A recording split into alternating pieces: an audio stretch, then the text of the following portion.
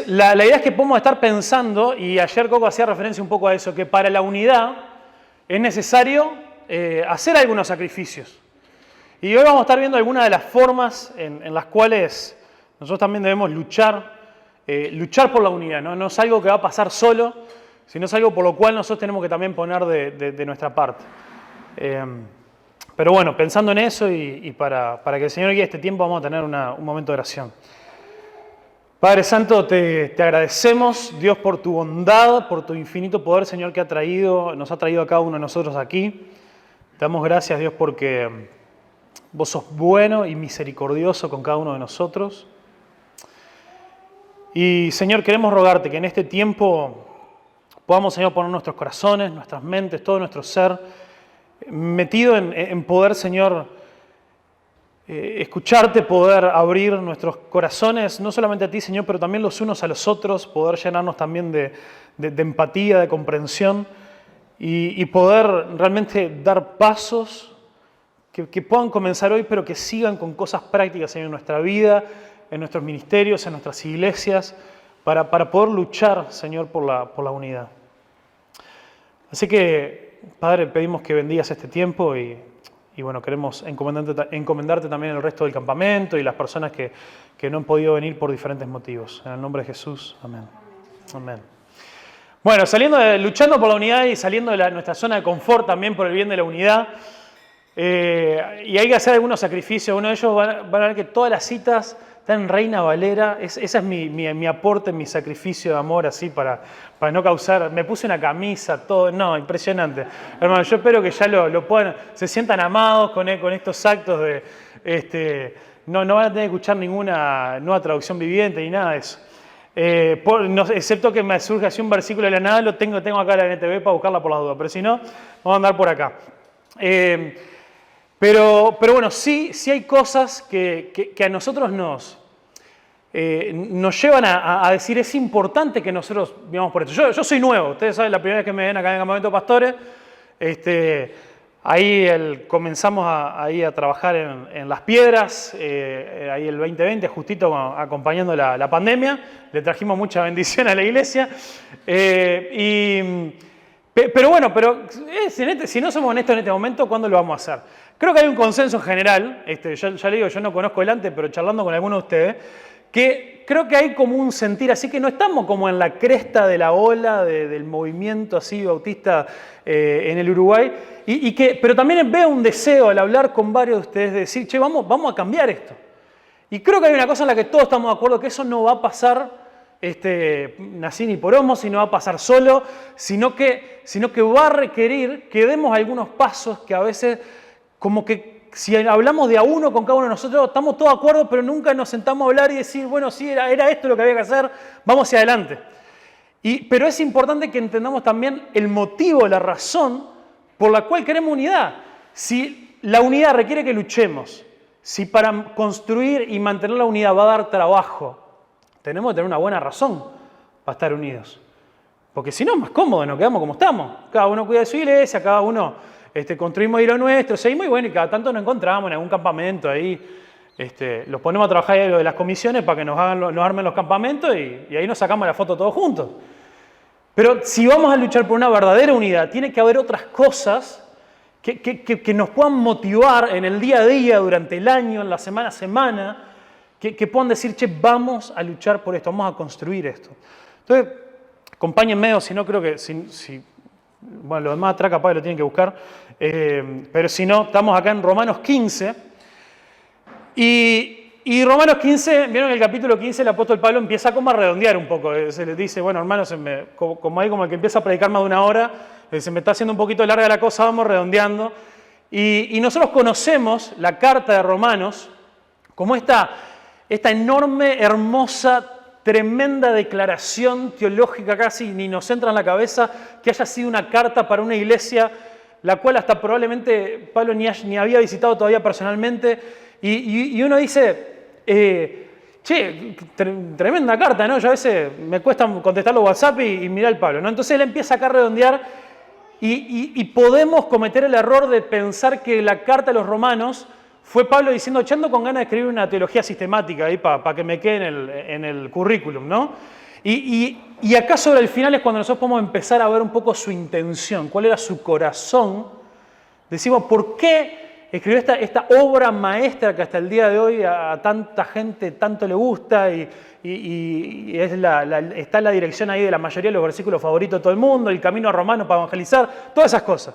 Acá nos dice, empezando ahí a redondear la carta, dice, pero el Dios de la paciencia y de la consolación os dé entre vosotros un mismo sentir, según Cristo Jesús, para que unánimes, a una sola voz, glorifiquéis a Dios y Padre de nuestro Señor Jesucristo.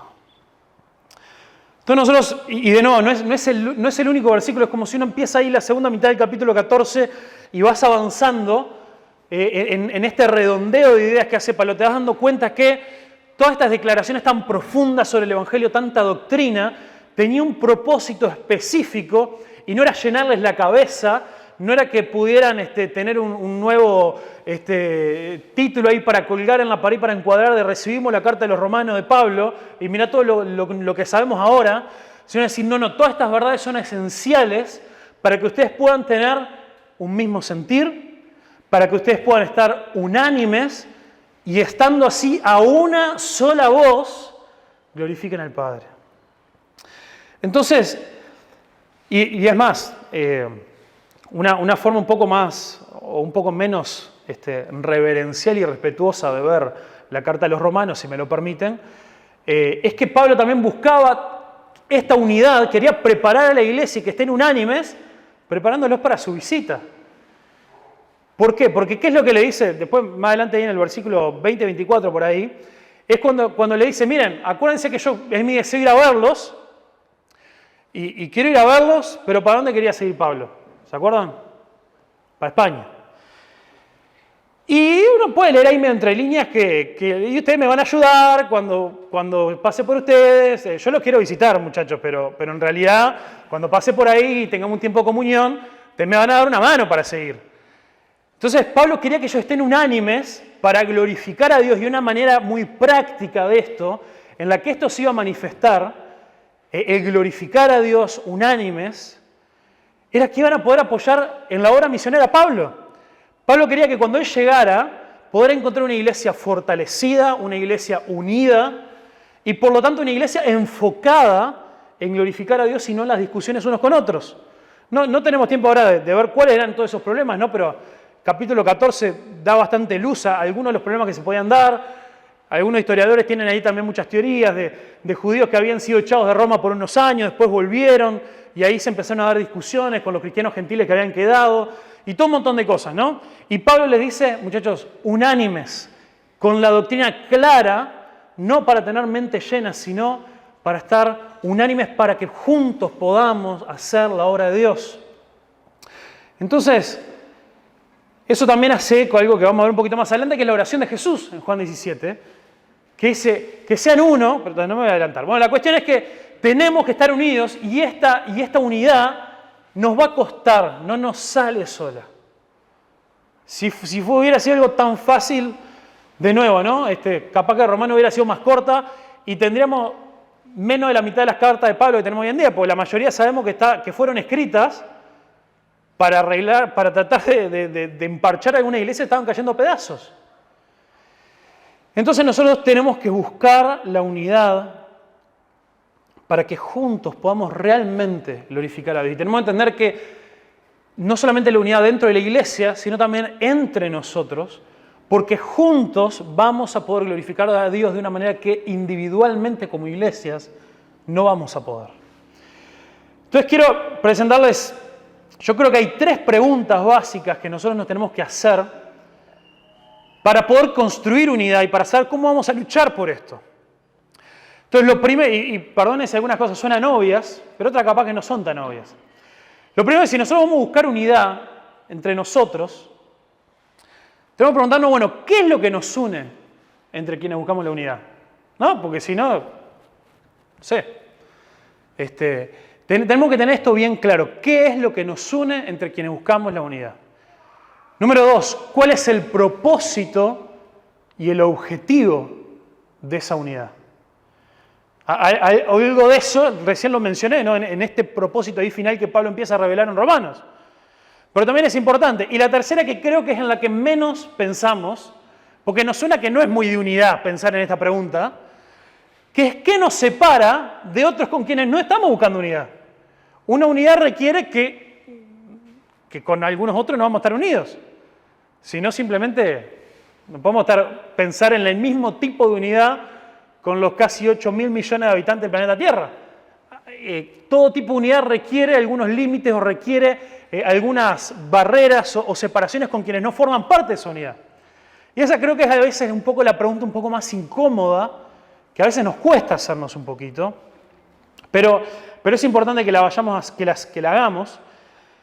Y acá yo quiero presentarles también, en base a estas preguntas y diferentes respuestas que podemos dar, yo creo que por lo menos nosotros podemos pensar en 5 niveles básicos, en 5 capas de unidad en las cuales nosotros como hijos de Dios, como pastores de iglesia, debemos estar activamente pensando y viendo cuál es nuestra responsabilidad y cómo vamos a luchar por la unidad en estas diferentes esferas, si me permiten la palabra y el gráfico.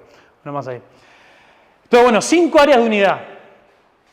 Lo primero, ¿no? Ya vamos a llegar ahí a Juan 17, pero Jesús ora por todos los que habrían de creer en Él.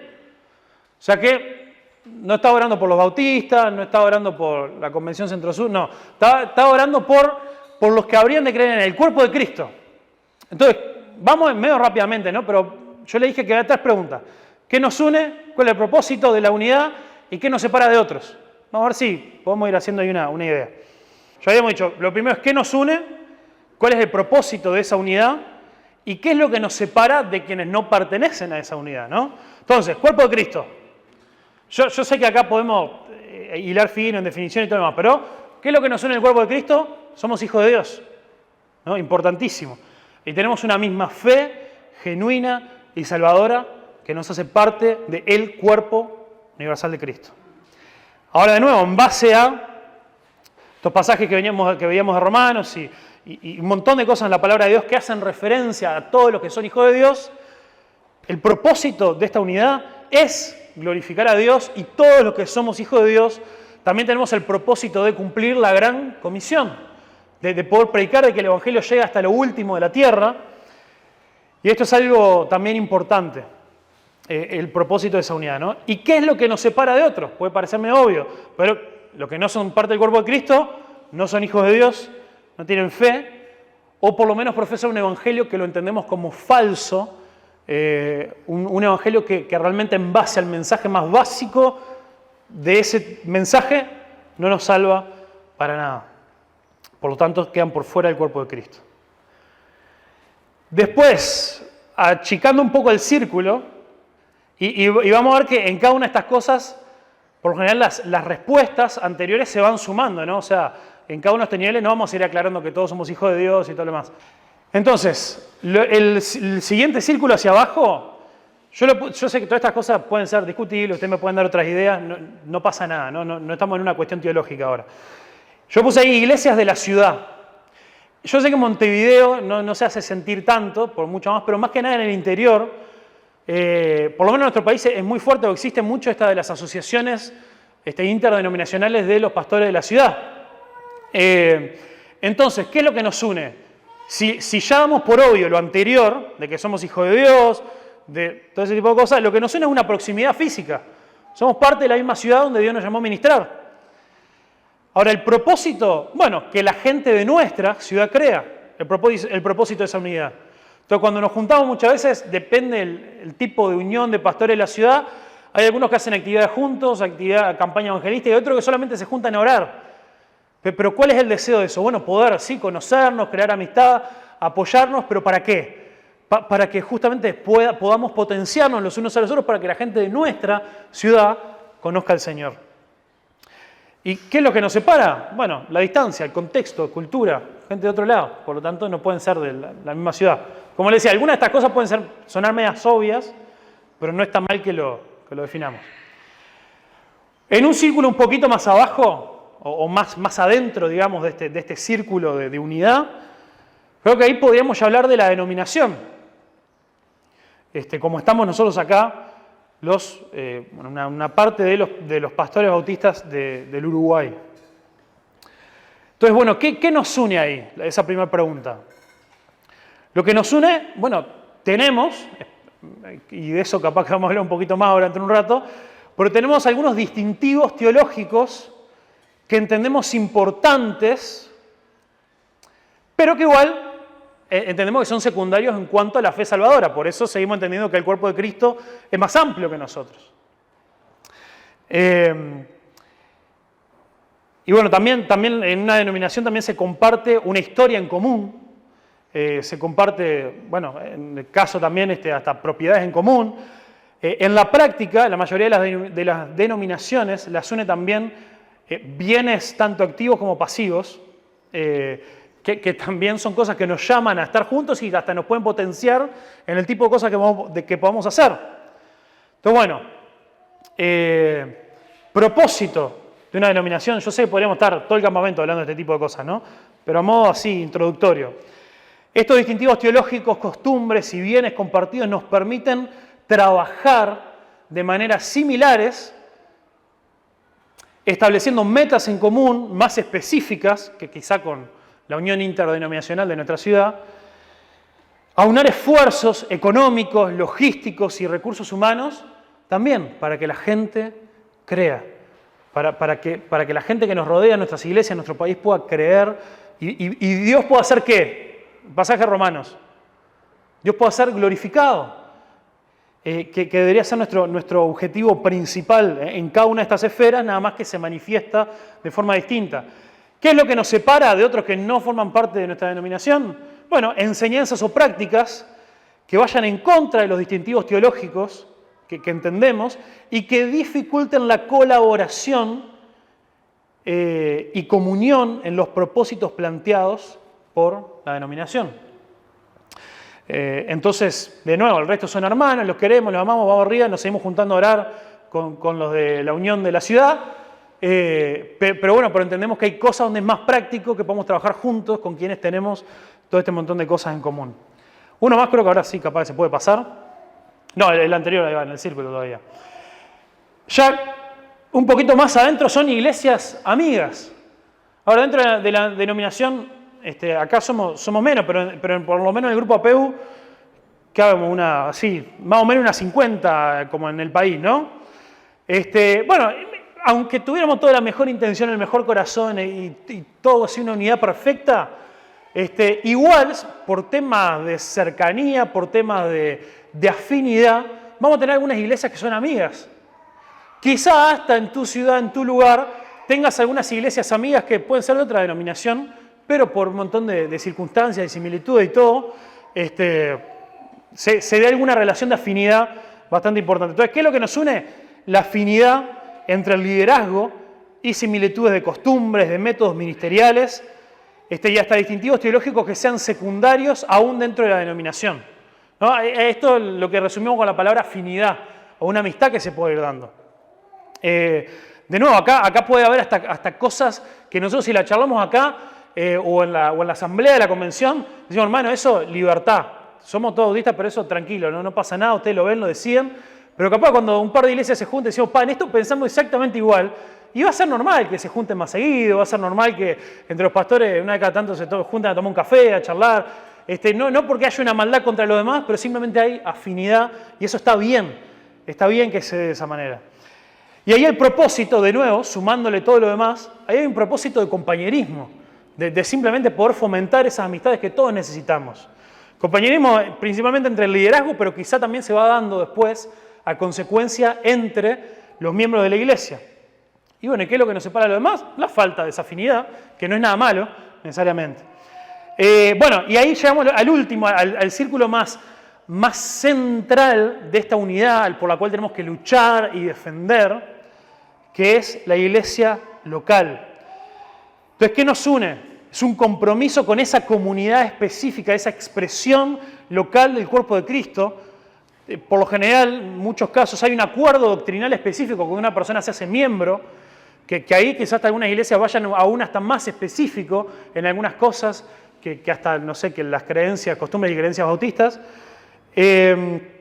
Y también se suele dar también una afinidad también por las formas y los métodos y todo lo demás. El propósito en la iglesia local de esa unidad es poner en práctica también los mandamientos que tenemos en la palabra de Dios de someternos los unos a los otros, de someternos a la autoridad, a la disciplina bíblica, de servir al otro de maneras prácticas, palpables, predicar el Evangelio en nuestra comunidad, en nuestro contexto y ser edificados por la palabra y participar de las ordenanzas, bautismo, Santa Cena, congregándonos con regularidad. Algo que solamente se puede dar con de esa manera tan completa, con un compromiso y una unidad en la iglesia local. ¿Y qué es lo que nos separa? Bueno, eso, el no compartir ese tipo de cosas con los demás. Entonces, como este de ayer es limitado y solamente tengo 5 horas nada más, yo pensaba son 5 niveles, 1 hora por nivel, estamos ahí. No, pero a ver, los primeros 2 cuerpos de Cristo y Iglesia de la ciudad, les tiro un desafío así en una frase. Hermano, hay algunos de nosotros, yo sé porque pasa en todos lados, que nos cortamos de todo. De nuestros púlpitos nos es muy fácil, se le llama hay una expresión ahí que se llama predicarla al coro. Viene ahí en la iglesia que uno puede decir cualquier pavada y todo el mundo te grita amén, gloria a Dios. Bueno, predicarla al coro es cuando, por ejemplo, desde nuestros púlpitos tenemos todos con una cabeza similar, con un entendimiento doctrinal similar, nos pasamos a veces la mitad de la prédica hablando en contra de la doctrina de otra iglesia, que no tenemos ninguno en nuestra congregación que piense así. Pero como sabemos que todos quedan contentazos cuando le pegamos los pentes, no pasa nada. Y entonces, hermano, eso no es necesario. Si tenemos que corregir alguna cosa, alguien que entendamos que esté mal en alguna cosa, tratémoslo personalmente, pero no tenemos necesidad de andarle pegando gratis a gente de otras denominaciones. O honrémoslos si entendemos que son hijos de Dios. Cuando uno hay que charlar algunas cosas específicas, sí, se marca la diferencia acá, no esto, porque entendemos esto y igual es importante, por eso somos parte de esta denominación. Pero no le peguemos gratis a gente que ni siquiera tenemos enfrente nuestro. Ya con eso a veces muchos de nosotros daríamos un paso agigantado en cuanto a la unidad por el cuerpo de Cristo que Dios tanto desea. Y después quizá algunos de nosotros también podemos ser desafiados a decir, che, está bien, yo no comparto, ha habido problemas anteriormente en esto de la unión de pastores de la ciudad. Una vez quisieron hacer una campaña evangelística y trajeron uno que andaba ahí tirando poder y cosas medio raras y salimos todos requemados y la mitad de los hermanos de la iglesia andaban medio asustados porque nunca se habían encontrado con alguien que hiciera esas cosas y dijimos nunca más vamos. Bueno, está bien, podemos en base a cosas que hayan sucedido limitar nuestro involucramiento, pero si entendemos que son hijos de Dios no hay nada que nos impida por lo menos ir a las reuniones de oración. Capaz que después con toda humildad le decimos, hermanos, miren, por cuestiones personales, conversaciones que se han dado con los hermanos, entendemos que quizá la campaña anual que quieren organizar no vamos a poder participar. Pero yo no me quiero cortar, quiero venir y orar con ustedes y por ustedes, y orar que aunque quizá a nosotros en este momento nos sea difícil participar, pero sí quiero que Dios bendiga a sus iglesias, sus ministerios y todo lo demás. Entonces, si damos ese tipo de pasitos, vamos a estar saliendo de nuestra zona de confort para luchar por la unidad del cuerpo de Cristo. Aún por fuera de esas cosas que a veces tanto tocan nuestro... Y miren que yo con algunas cosas soy medio así también, ¿no? Pero la otra vez Andrés me preguntaba también, che, ¿qué pensás de tal cosa? Y yo le digo, yo qué sé, pero le digo, yo a veces cuando salgo cuando entro del ámbito interdenominacional es como que me saco un gorro y me pongo otro, ¿no? Como que me pongo mucho más flexible con un montón de cosas. Por eso, porque sé que son otras iglesias y si entiendo que son hijos de Dios, está. Pero sí, en realidad hay un montón de cosas que no comparto. Entonces, hagamos ese ejercicio que nos cuesta de entender en dónde estamos y que Dios igual nos ha llamado a entrar en algunos lugares. Bueno, eso fue más que un par de oraciones, pero... entonces, quiero que en este rato y algunos pasajes más que vamos a ir viendo, podamos ver algunos principios que espero yo que nos puedan animar, desafiar, algunos principios bíblicos, que nos puedan animar a tratar más que nada desde el ámbito nuestro en la denominación y a luchar por la unidad también de nuestra iglesia local. Y en la cuestión de iglesias amigas, que es una cuestión de afinidad, eso es lo que vamos a trabajar después en la segunda parte, que la idea es eso, tener un tiempo un poco guiado con algunas preguntas para mezclarnos un poco y poder charlar y conocernos un poquito mejor, que son el tipo de cosas que nos van a fomentar poder desarrollar ese tipo de amistades y de afinidades. Así que bueno, ¿cómo vamos a construir la unidad entre nosotros. Creo que ahí sí una más. Ahí va, bueno, perdón, sí, antes. Ahí va, Juan, no, está bien. Me lo mezclé, bueno. Juan 17, ahora sí llegamos a la oración de Jesús. Juan 17, 20 al 23 dice, mas no ruego solamente por estos, sus discípulos, sino también por los que han de creer en mí, por la palabra de ellos, para que todos sean uno. Por eso es que tenía que arrancar, hermanos, con el cuerpo de Cristo. Jesús no estaba hablando acá de nosotros, ni de los bautistas acá en Uruguay, no, está hablando del cuerpo de la Iglesia Universal de Dios en todo el mundo, a lo largo de toda la historia, para que podamos ser uno. Como tú, oh Padre, en mí y yo en ti, que también ellos sean uno en nosotros, para que el mundo crea. ¿Para qué? ¿Para qué tenemos que ser uno? Para que el mundo crea que tú me enviaste. La gloria que me diste yo les he dado para que sean uno. Así como nosotros somos uno. Yo en ellos y tú en mí, para que sean perfectos en unidad. ¿Para qué? Para que el mundo conozca que tú me enviaste y que los has amado a ellos como también a mí me has amado. Entonces, ¿por qué es tan importante la unidad? Es para que la gente crea en Jesús y conozca su amor. ¿Vieron cuando decía, si vamos a luchar por la unidad, es algo incómodo, nos va a requerir salir de nuestra zona de confort? Necesitamos tener el propósito claro, la razón clara. Y es que si nosotros no luchamos por la unidad entre nosotros y entre el cuerpo de Cristo y en estos diferentes lugares que vimos y que fuimos redefiniendo el concepto de unidad según el ámbito, si nosotros no luchamos por eso, estamos siendo de estorbo en que la gente crea y conozca el amor de Dios.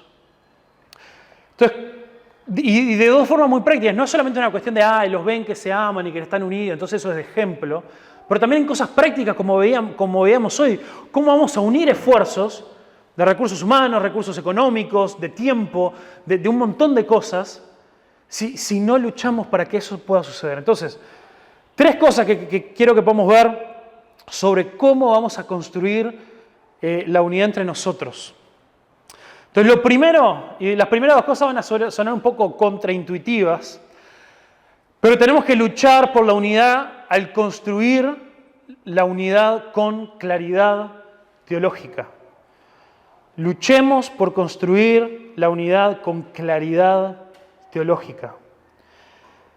Hoy hablamos ahí en Romanos 15, Pablo está hablando de lo importante de la unidad, y en Romanos 16, ya cerrando, habiendo metido un montón de saludos, Romanos 16, versículos 17 y 18, dice, mas os ruego, hermanos, que os fijéis en los que causan divisiones y tropiezos. ¿En contra de qué? De la doctrina que vosotros habéis aprendido y que os apartéis de ellos. Porque tales personas no sirven a nuestro Señor Jesucristo, sino sus propios vientres, y con suaves palabras y lisonjas engañan los corazones de los ingenuos.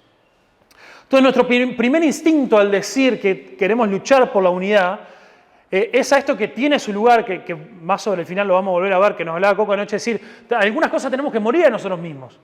Entonces decimos, bueno, si hay diferencias, tanto en nuestra responsabilidad para luchar por la unidad es hacer de cuenta que acá no pasó nada. Pero el apóstol Pablo, una y otra vez, y solamente nos da el tiempo para ver un par de ejemplos, se para firme en algunas cosas, y yo les digo algunas cosas que nosotros hoy en día no las entenderíamos, y las pasamos largo nomás por estar en la Biblia, pero algunos diríamos, le dio un color bárbaro al apóstol Pablo.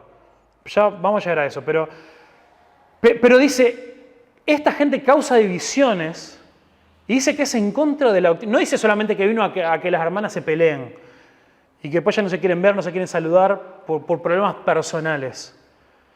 Están metiéndose con la doctrina de nuestro Señor Jesús que ustedes han aprendido, y esa gente, al causar divisiones, hay que alejarse de ellos, hay que sacarlos de ahí. ¿Por qué? Porque están destruyendo la unidad, y la unidad es clarísima, porque es por la cual Cristo también murió. A veces pensamos en términos de la salvación y el sacrificio de Cristo como algo tan tan personal, ¿no? Fruto de nuestra época, de nuestro mundo posmoderno individualista. Si Jesús murió por mí, le decimos a la gente, Dios te ama, y son todas cosas ciertas, pero en términos bíblicos, Cristo murió para redimir para sí a su iglesia. Y en un modo muy real, vos y yo podemos gozar de todos los beneficios de la salvación que gozamos, porque somos parte de la iglesia, hemos entrado a la iglesia por la cual Cristo murió.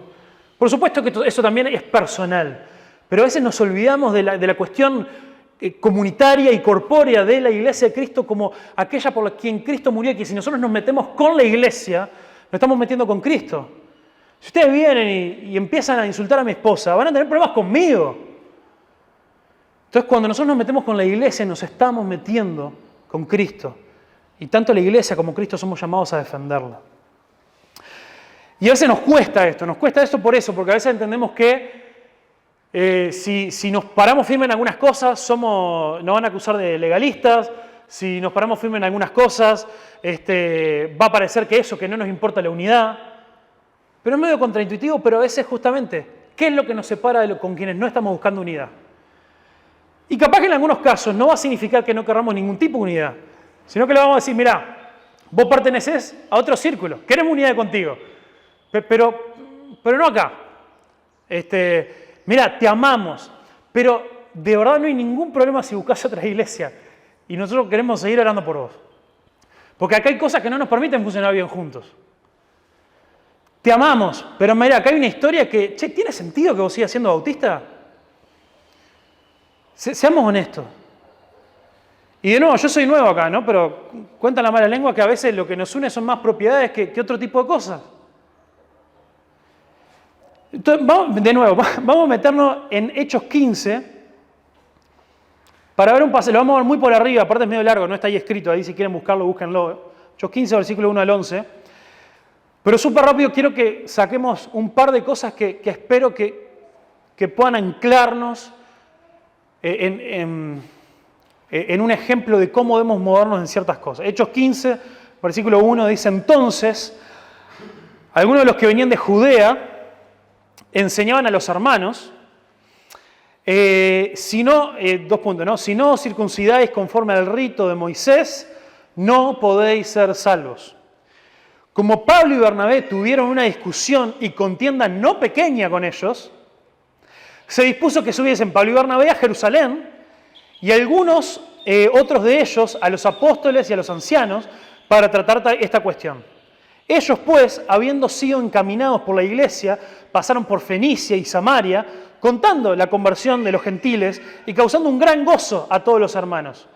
Y llegados a Jerusalén fueron recibidos por la iglesia y los apóstoles y los ancianos y refirieron todas las cosas que Dios había hecho con ellos. Pero algunos de la secta de los fariseos, que habían creído, se levantaron diciendo, es necesario circuncidarlos y mandarles que guarden la ley de Moisés. Y se reunieron los apóstoles y los ancianos para conocer este asunto. Y después de mucha discusión, Pedro se levantó y dijo, varones hermanos, vosotros sabéis como ya hace algún tiempo que Dios escogió entre los gentiles, que los gentiles oyesen por mi boca la palabra del evangelio y creyesen.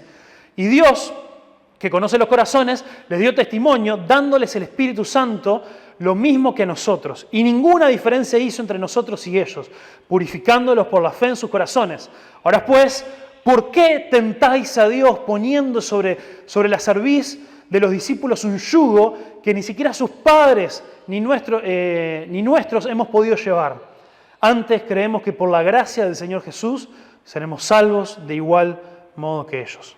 Ahora sí, Andrés. Entonces, algunas cosas generales que se aprecian en este pasaje. Esto fue un problema entre iglesias. Vino gente de Judea, se metió ahí donde estaba Pablo y Bernabé, ahí en Antioquía, y empezaron a enseñar con una cierta autoridad. Esto fue un problema que se dio entre iglesias.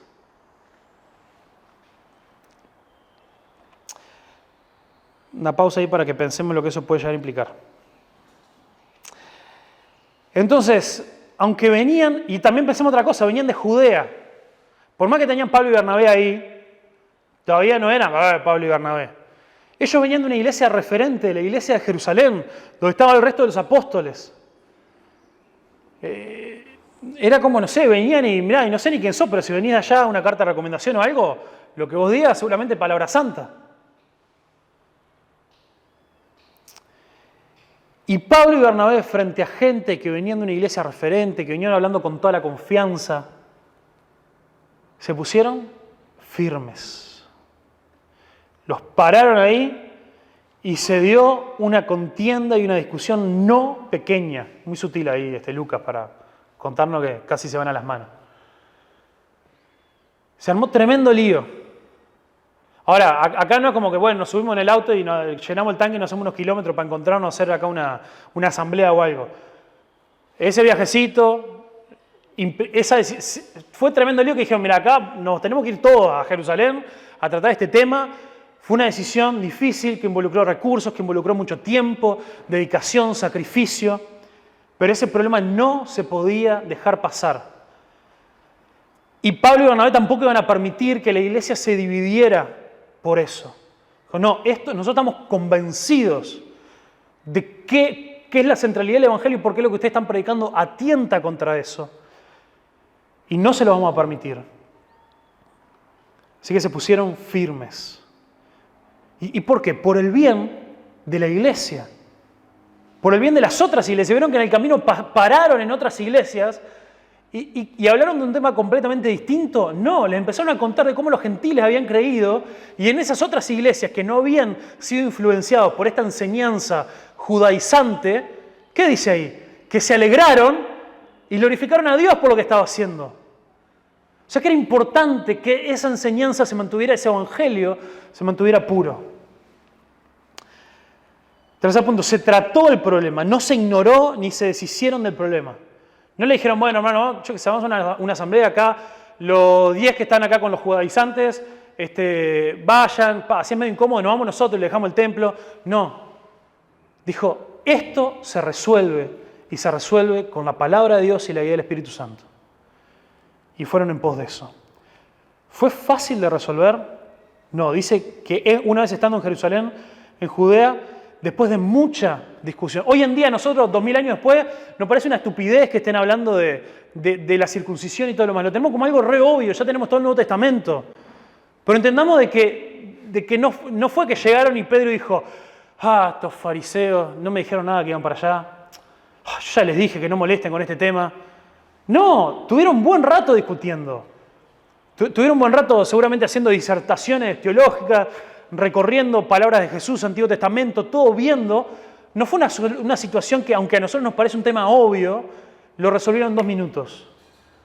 Fue un tema el cual llevó tiempo, llevó cabeza, pero por sobre todo llevó mucho compromiso y mucho corazón.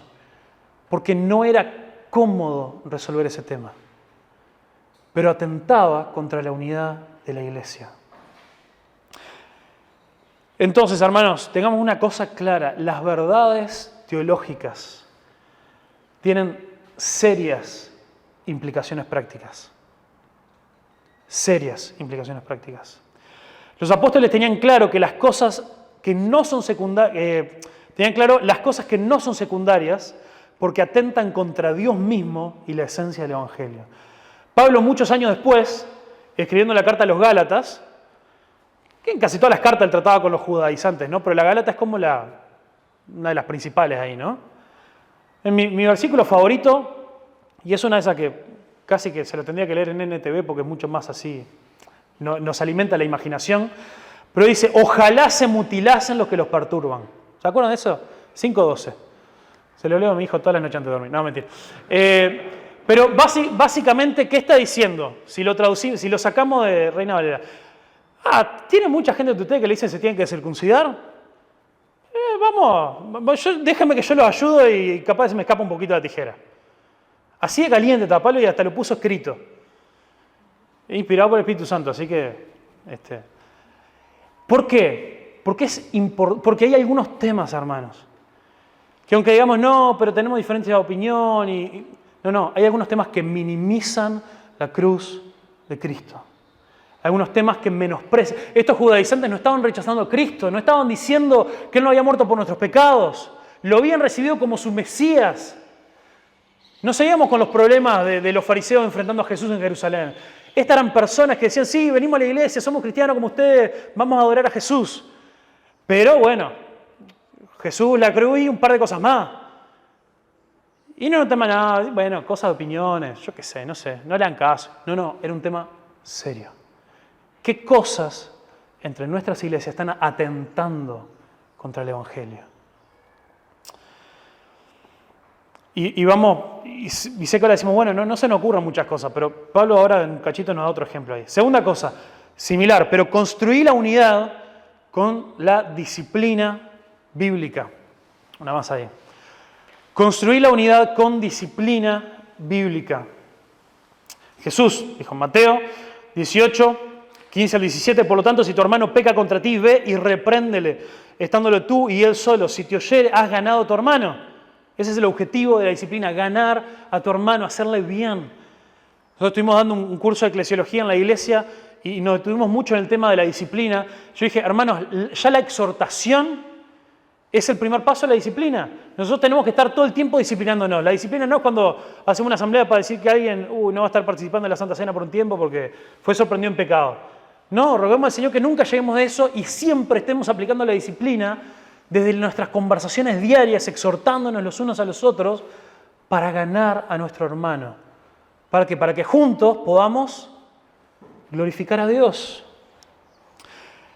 Entonces, dice más, versículo 16, si no te oyere, toma aún contigo a uno o dos, para que de boca de 2 o 3 testigos conste toda palabra. Y si no te oyere a ellos, dilo a la iglesia, y si no oyere a la iglesia, ténganlo por gentil y publicano. Entonces, el objetivo de reprender y exhortar es siempre ganar a nuestro hermano en amor. Y acá una cosa también que hace poco ahí, preparando este material para la iglesia, fue como un puff, no puedo creer que no lo había visto antes. Siempre tenemos esto como que, bueno, aquel que ya hasta llega al punto de la asamblea de reprenderlo, de hablar y que lo excomulgás, ¿no? Le decís, mirá, Dios quiera que no nos pase nunca o nos pase una vez cada muchos años en nuestras iglesias, ¿no?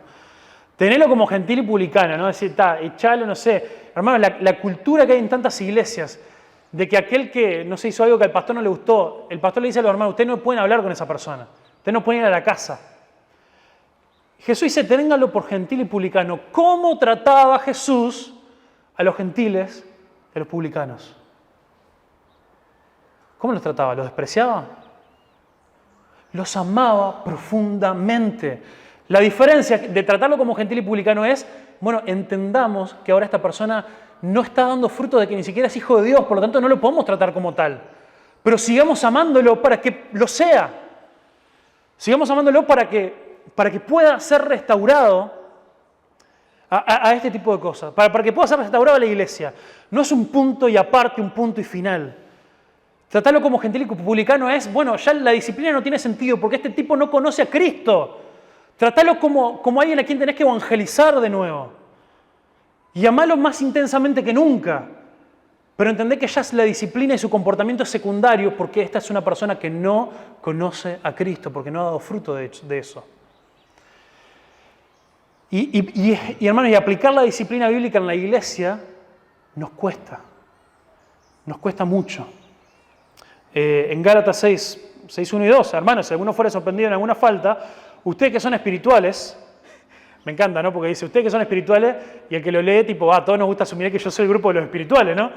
Entonces, bueno, si vos querés asumir que soy el grupo de los espirituales, entonces es tu tarea restaurar al hermano. Con mansedumbre, sobrellevando las cargas los unos de los otros. ¿Pero por qué? Hay algunas razones por las cuales no practicamos la disciplina bíblica. Y no estoy diciendo que no practicamos la disciplina. A veces, claro, si estalló una situación en la iglesia, que un adulterio que se enteró todo el mundo, no sé, alguien que terminó preso, ahí es fácil aplicar la disciplina. Lo que yo voy es en estos pasos de constantemente estar exhortándonos unos a otros. Y yo en este poco tiempo que estoy trabajando con la iglesia, me ha pasado una y otra vez de frustrarme a ir a exhortar a una hermana una vez, veo que me salió el tiro por la culata y digo, yo que se encargue Dios, no sé, al final que el Espíritu haga lo que tenga que hacer. Yo no puedo. Yo le decía a los hermanos la otra vez, miren, mi tanque emocional es de pocos litros. Y llega un punto que si en una semana tengo 3 o 4 conversaciones difíciles, ya por 2 o 3 semanas yo no puedo confrontar a nadie. Y se lo digo diciendo, hermano, eso está mal en mí, yo tengo que cambiar. Pero me cuesta aplicar la disciplina bíblica desde este primer paso de animarnos, de exhortarnos, de no dejar que las cosas pasen y se vaya haciendo la pelota de nieve que después arrasa con todo. Esta es la forma en la que construimos unidad, porque si nosotros no exhortamos, no desafiamos, no confrontamos el pecado desde que se empieza a manifestar, antes de que haya pasado por arriba todo y haya dejado en ruina toda la iglesia, si nosotros no vamos tratando esas cosas, la unidad se va perdiendo. No estamos construyendo unidad juntos. Y eso requiere salir de nuestra zona de confort. Entonces, ¿por qué no practicamos? Creo que una más ahí debería estar. ¿Por qué no practicamos la disciplina bíblica? Bueno, 3 motivos que quizás son los más personales, puede haber más. Primero, por querer agradar a la gente y de miedo a cómo reaccionan. Hermanos, yo sé que ustedes que llevan muchos más años pastoreando que yo, no luchan con este problema. Pero yo soy nuevito pastoreando. A mí me encanta caerle bien a la gente. Me encanta que la gente piense bien de mí. Me encanta que la gente piense que, tenemos un pastor macanudo. Yo sé que a ustedes no les pasa, pero les comparto mi carga, que el Señor les hable a ustedes, que les puede pasar a ustedes. Segundo, ¿por qué? Así es simple, porque es difícil. No, a mí, hermano, a mí me encanta predicar. Mirá, si me hubieran dicho que ser pastor era más que predicar, yo quiero que hablar y así que el Espíritu de las cosas solas, y después no tengo que decirle más nada a nadie, la gente entendió todo. Vos tirás así un versículo y la gente dice, mi situación en mi vida, estos son mis pecados, así es como lo tengo que aplicar. ¡Pum! Y me voy hacia la iglesia transformado. Yo no quiero después que ya te prediqué, acercarme y decir, mirá, ¿viste esto que yo dije? Vos te estás haciendo el que no entendiste nada, pero esto es para vos. No tan así, usted me entiende, yo le estoy dando un poquito de color para que no se me duerma. Y hermano, y esto sí, me atrevo a decir que no me pasa solamente a mí porque lo he escuchado. En este poco tiempo lo he escuchado. Y esto es doloroso. Esto es doloroso, ¿saben por qué? Porque nosotros los bautistas, que nos encanta que otras denominaciones dicen, no, qué bíblico que son los bautistas, ¿no?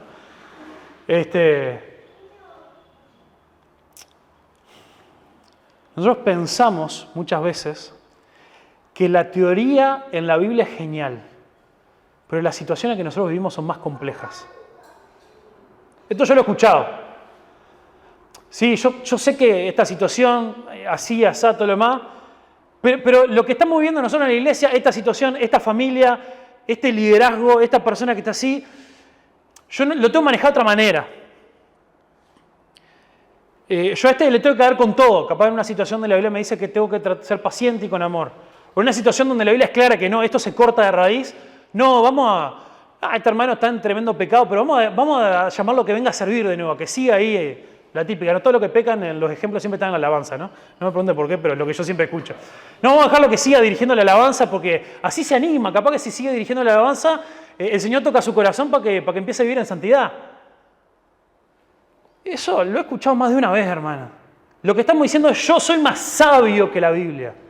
Yo soy más sabio que el Dios que dijo cuáles son los procedimientos para que la iglesia sea edificada. Eso es lo que estamos diciendo cuando ponemos excusas de por qué no vamos a poner en práctica algo que claramente es bíblico. Otro pasaje un poquito largo ahí, en Gálatas 2. Por eso yo le decía, Gálatas, para estas cosas, todo así, ¿no? Acá es donde, este es el pasaje donde, quédate atrás un poquito, ahí va, no me quema los puntos y las conclusiones, sino. Acá es donde yo digo que nosotros, como lo leemos en la Biblia, decimos, no pasa nada, pero nosotros hoy en día, si esto pasa acá en el campamento, nosotros nos recalentaríamos con el pastor que haga eso. Pero cuando Pedro vino a Antioquía, le resistí cara a cara, porque era de condenar, pues antes que viniesen algunos de parte de Jacobo, comía con los gentiles, pero después que vinieron, se retraía y se apartaba porque tenía miedo de los de la circuncisión, años después de aquel concilio en Jerusalén, donde fue Pedro el que se paró y dijo, esto no es así, años después de eso. Y en su simulación participaban también los otros judíos, de tal manera que aún Bernabé también fue arrastrado por la hipocresía de ellos. pero cuando vi que no andaban rectamente conforme a la verdad del Evangelio,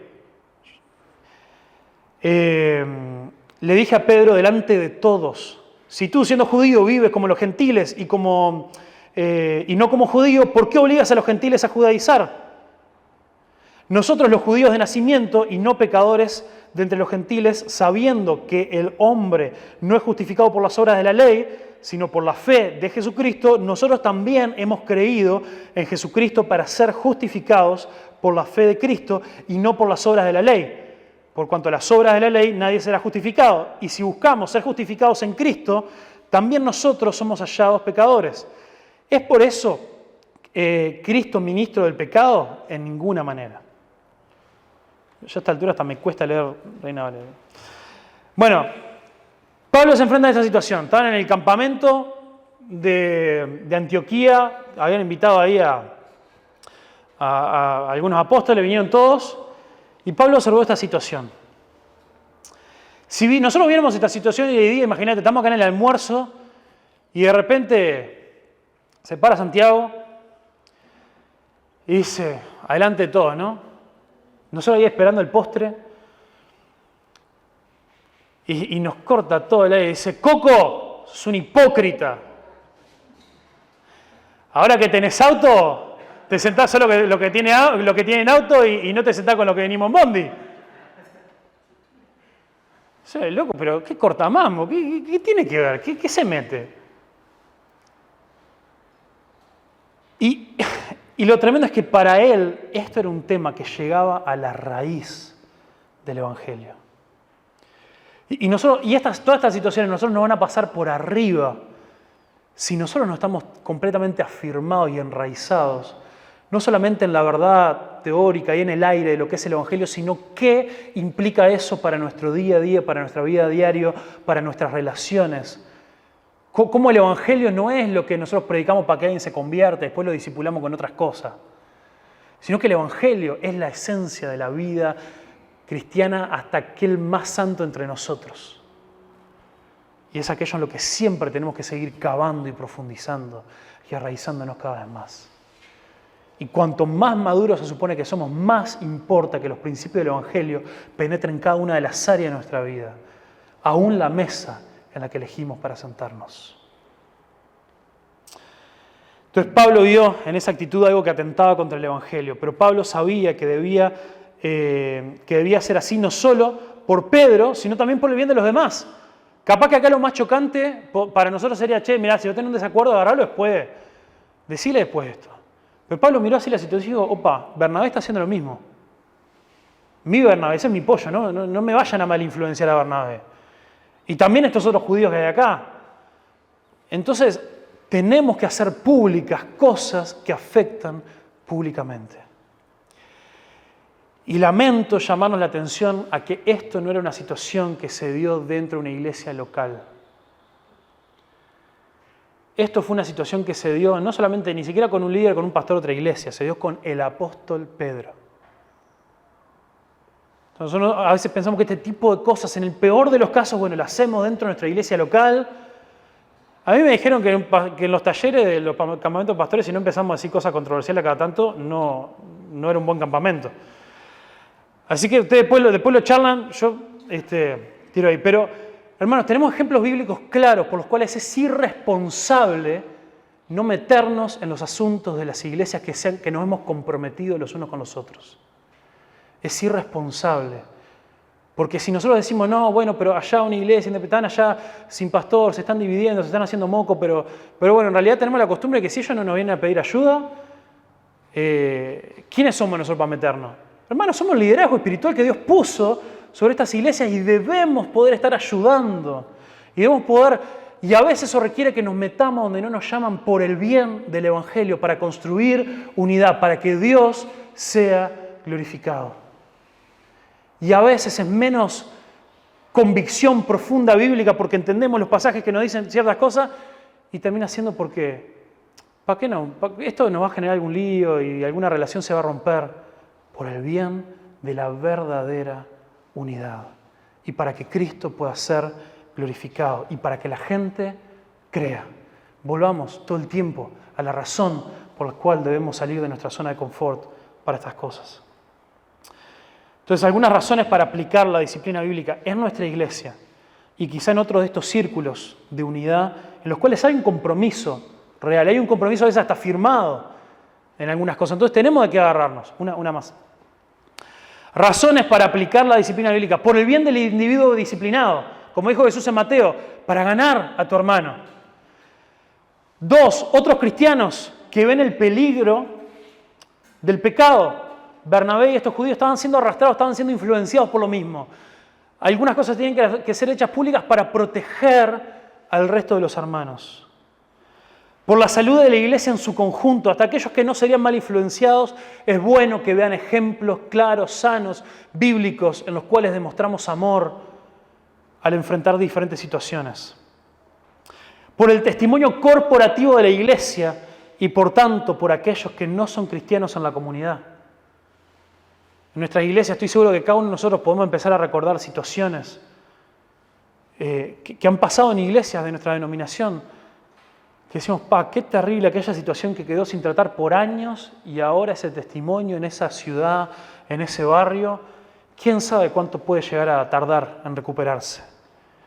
Y quinto, y más importante y la base de todo esto, hermanos, es importante aplicar la disciplina bíblica por la gloria de Dios. Porque entendemos que cuando actuamos según lo que la Biblia nos dice, estamos glorificando a nuestro Dios y estamos amando a la iglesia.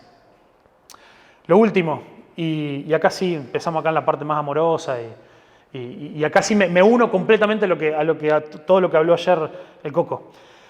Construir la unidad con empatía y apertura. Con empatía y apertura. Quiero mencionar 3 casos concretos que tratan con diferentes áreas.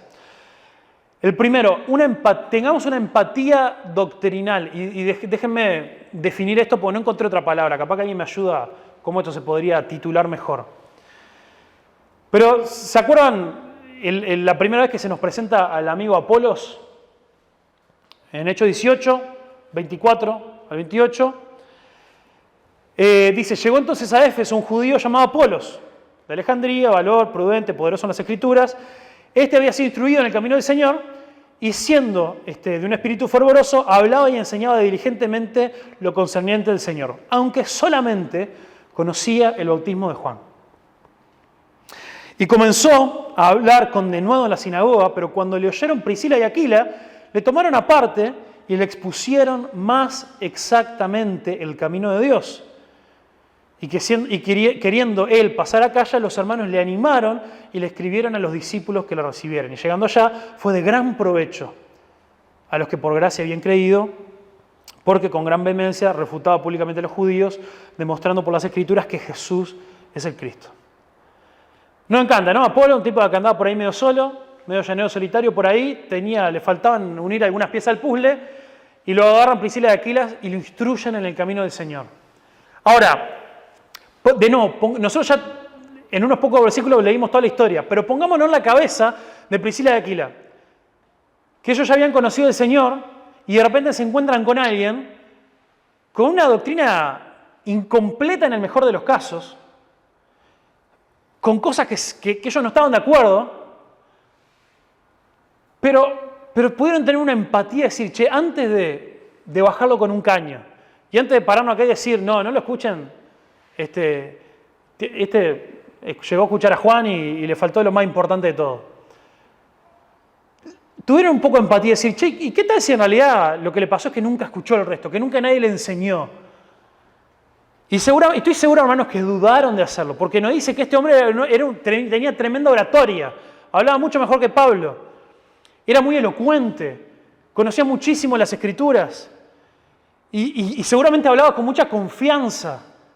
Me imagino ahí a Priscila y Aquila diciendo, yo qué sé, hablamos con él y seguramente nos va a dar 3 vueltas. Yo qué sé, si sé exactamente un tipo como explicarle por qué Jesús y contarle, y si no nos va a creer y después va a salir él a hablar mal de nosotros. Todas esas dudas tienen que haber estado en la cabeza de ellos antes de traerlo aparte. Sin embargo, ellos tuvieron esta empatía de decir, che, vamos a dar este paso a hablar con Él. No lo conocemos, no sabemos. Tuvieron ese acercamiento que dio gran fruto. Y fue ganado para sí alguien que fue de tremenda utilidad para el reino de Dios. A veces a nosotros nos falta con hermanos que a veces tenemos un desacuerdo, asumimos cosas. Asumimos que algún hermano predica ciertas cosas o habla ciertas cosas porque es su convicción personal y ya se anduvo juntando con otros y él está en contra de nosotros. Arranquemos todas las conversaciones con decir, che, ¿y cómo estás? ¿Y vos qué pensás de este tema? Escuchemos sus argumentos más allá de lo que nosotros vimos ahora en un video, una transmisión en vivo de su iglesia o de lo que sea. Tengamos un poco de empatía y, de nuevo, si llegamos al punto donde decimos, che, esto no va a ser fructífero para nuestra unidad, se aplica todo lo que ya hablamos. Pero tengamos esos acercamientos sinceros, honestos, no asumiendo cosas del otro, no asumiendo ni siquiera intenciones. Capaz que sí está convencido del error, pero capaz que con una buena intención y capaz que si uno tiene un acercamiento amable, sincero, honesto, una persona puede decir, la verdad, vos nunca nadie me lo había dicho de esta manera.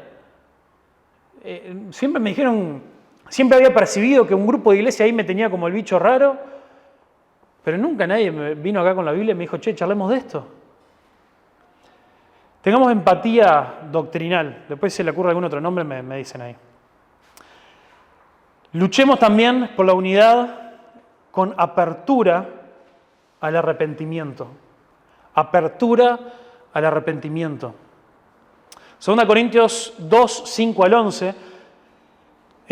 Pablo dice, pero si alguno me ha causado tristeza, no me la ha causado solo a mí, sino en cierto modo, por no exagerar, a todos vosotros, le basta a tal persona en reprensión hecha por muchos. Así que al contrario, vosotros más bien debéis perdonarle y consolarle para que no sea consumido por demasiada tristeza. Por lo cual les ruego que confirméis el amor para con él. Y más adelante, el versículo 11 dice, para que Satanás no gane ventaja alguna sobre nosotros, pues no ignoramos sus maquinaciones. Hay discusión acá, los teólogos y todo eso. Hay algunos que piensan que es el mismo del que Pablo habla en 1 de Corintios. ¿Te acuerdas que es el caso opuesto? En 1 Corintios que dice a este tipo que anda durmiendo con la madrastra, todo lo demás, rájenlo de ahí, sáquenlo porque está pervirtiendo a la iglesia. Hay algunos que piensan que está haciendo referencia a la misma persona que pasó un tiempo y dijo justamente entréguenlo para que aunque su cuerpo sea destruido, por lo menos su espíritu no se pierda. Y que piensan que quizá para 2 Corintios ha pasado un buen tiempo y la actitud de esta persona es distinta, pero la iglesia le cerró la puerta de una forma tan fuerte que ahora quedó estigmatizado. Y yo sé que a nosotros como pastores nadie nos va a agarrar diciéndolo en voz alta. Pero muchos de nosotros, porque la vida nos ha pegado muy duro y hemos tenido experiencias muy difíciles en la iglesia, por dentro lo que de verdad pensamos es que la gente de verdad no cambia. Nosotros tuvimos algún conflicto y eso a veces nos pasa más entre nosotros, entre los líderes, porque son las situaciones que nos duelen más. Con algún hermano de la iglesia que lo vimos medio flojo, que se fue, que yo qué sé, sí, vení, oramos por vos, te recibimos. Vemos si después de 15 años no hiciste nada malo, podés volver a servir. Pero a veces entre nosotros tenemos esa cuestión que bajamos la cortina y ahí empiezan a aparecer estas cosas. Yo no voy más al campamento de pastores, para no cruzarme con aquel. Yo no contesto más los mensajes de grupo o me salgo. O yo, mirá, yo sé que para que parezca buen pastor, cuando haya gente políticamente correcta, todos nos saludamos, Pero esta persona no va a cambiar, ya está. Todo, vos decirme lo que quieras, pero no va a cambiar. Busquemos, seamos abiertos al arrepentimiento, al cambio de las personas. Y en lo posible colaboremos para que eso llegue a pasar. Y lo último que es similar, muy similar, pero también está la apertura a la reconciliación. Tenemos esta historia tan conocida que la tenemos relatada de a puchitos de la vida de Juan Marcos. Conocemos que ahí en Hechos 13:13 se relata cómo Juan Marcos abandona a Pablo y Bernabé en medio de su viaje misionero. Los abandona, no sabemos por qué, pero le dio chuchito, estaba muy difícil. el cambio de temperatura era muy fuerte y se resfrió, no sabemos, pero los abandonó. Y hermanos, y esto a Pablo le dolió de una manera muy grande. Y nos saltamos un par de capítulos, y en Hechos 15, en el 37-38, tenemos la gran discusión que hubo entre Pablo y Bernabé, que siendo tremendamente amigos, habiendo compartido todo un viaje misionero juntos, recorriendo todo el Imperio Romano, se dividen porque Bernabé lo quería traer. Y Pablo estaba re caliente todavía. Y creo que muchos conocemos también cómo en 2 de Timoteo 4:11, ahí sí dice, solo Lucas está conmigo, y toma a Marcos y tráele contigo, le dice a Timoteo, porque me es útil para el ministerio. Y no tenemos ahí el relato, la conversación, las lágrimas, el abrazo que se habrán dado, pero hubo un quiebre en algún momento. Dios de alguna forma, en algún momento trabajó en el corazón de Pablo para que se volviera a sensibilizar y para que volviera a decir, mira, no solamente te vamos a perdonar, no solamente voy a creer que podés cambiar, sino que te quiero de nuevo en mi equipo. Y voy a dejar registrado en estas páginas inspiradas por el Espíritu Santo que después de haberme abandonado, sos útil para el ministerio. Y ya le digo, yo no llegué ni a los 2 años, hermano, en la iglesia. Y yo capaz que ya me podría poner a pensar en alguna gente con la que yo tengo que poner esto en práctica. En algunas personas con las cuales yo tengo que tener algunas conversaciones y aclarar algunas cosas y buscar orar juntos. Y capaz que por un tiempo andamos como Bernabé. Todo bien contigo, pero por un rato yo voy a ir para allá, vos para allá, y capaz que entre un par de años podemos volver a trabajar juntos. Pero a desencadenar nuestro corazón, a que por lo menos el proceso se empiece a dar. En el apóstol Pablo no fue un día para el otro, pero debemos buscar también esa apertura. Entonces, hermanos, creo que algo que tenemos que tener en cuenta es que no toda unidad glorifica a Dios. Por eso los primeros 2 puntos. No toda unidad glorifica a Dios. Hay alguna unidad que son destructivas para el reino de Dios. Cuando nosotros transformamos la unidad en un fin en sí mismo, vamos a hacer cualquier cosa para lograr o para mantener esa pseudo-unidad. Inclusive cosas que no glorifican a Dios, como ceder frente a algunas convicciones importantes. Esta unidad, a costa de todo, no nos puede llevar a ignorar la palabra de Dios en muchos aspectos, ni minimizar problemas graves, doctrinales, morales, éticos, que siempre fueron tratados debidamente en los ejemplos de la Biblia que estuvimos viendo. Pero entendamos que sí tenemos que luchar, tenemos que salir de nuestra zona de confort, luchando por esta unidad, porque es la forma en la que juntos vamos a glorificar a Dios, vamos a poder luchar para que otros crean, para que nuestras iglesias sean llenas del conocimiento de la gloria de Dios, para que realmente se pueda respirar amor, incluso con aquellos con los cuales los tuvimos que correr a un círculo de unidad un poco más grande. ¿No? ¿Se acuerdan la imagen que puse ahí hoy, no? En amor, pero justamente porque te amo, es bueno que algunas cosas no las hagamos juntos. Pero frente a la nueva definición de unidad que voy a tener contigo, en un círculo un poquito más lejos, te voy a ser responsable en esa unidad. Y no voy a hablar mal tuyo. Y voy a orar por vos. No vamos a poder hasta juntar a orar cada tanto. Pero construyamos límites sanos para que nuestras iglesias, nuestras vidas, nuestros ministerios glorifiquen a Dios. Padre, en el nombre de Jesús te pido que trabajes, Señor, en nuestra vida. Que trabajes en nosotros, que nos lleves, yo no sé si en este campamento, quizá en la convención todos juntos, pero llévanos, Señor, a tener esas conversaciones difíciles, pero honestas, sinceras, en amor. No por ganancia personal, no para ver quién puede acumular más miembros, más juguetes, más propiedades, más cosas o mayor estima teológica delante de los demás, sino mirándonos a los ojos con amor. Poder decir, luchemos, aunque sea difícil, para estar unidos, para que Dios sea glorificado y la gente crea. Amén, Señor. Amén.